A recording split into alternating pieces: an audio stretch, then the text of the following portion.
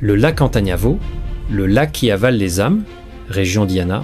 Au nord-est de Madagascar, dans la région de Diana, se cache un lac peu connu des touristes, mais bien redouté des habitants locaux. Le lac Antananarivo, situé dans les environs de Vohemar. Sa surface est paisible, presque trop tranquille, comme un miroir figé sous le ciel. Mais ceux qui connaissent son histoire savent qu'il ne faut jamais se fier à cette apparence calme. Les anciens racontent que le lac est un laka, un esprit puissant lié à l'eau, et qu'il peut se montrer cruel envers ceux qui ne respectent pas les traditions.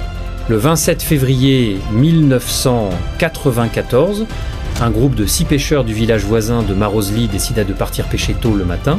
Ce jour-là, ils n'avaient pas fait les Fambandrasana, les rites ancestraux qu'on effectue, pour demander la permission aux esprits du lac. Ils partirent confiants, riant en montant dans leur grande pirogue. Le soleil brillait, la pêche s'annonçait bonne. À midi, personne ne les avait vus revenir. L'après-midi passa, puis le soir tomba. Inquiets, les familles allèrent jusqu'au bord du lac. Rien. Pas de pirogue, pas de signe de lutte, pas même une rame flottante. Ce n'est qu'au lever du jour que le silence du lac fut rompu par un cri.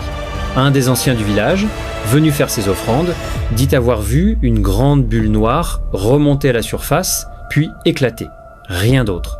Depuis ce jour, aucun corps n'a été retrouvé, aucune trace. Pour les villageois, ce n'est pas un accident. Le laka du lac Antananarivo les a engloutis. Chaque année depuis, le 27 février est devenu un jour de commémoration à Marosli. On sacrifie un poulet ou un zébu, et les villageois déposent des offrandes sur des radeaux faits de feuilles de Ravnala.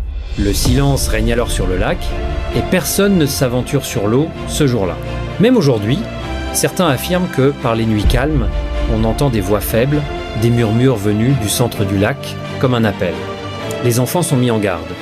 Ne jamais se moquer des croyances, car le laka n'oublie pas et n'épargne pas,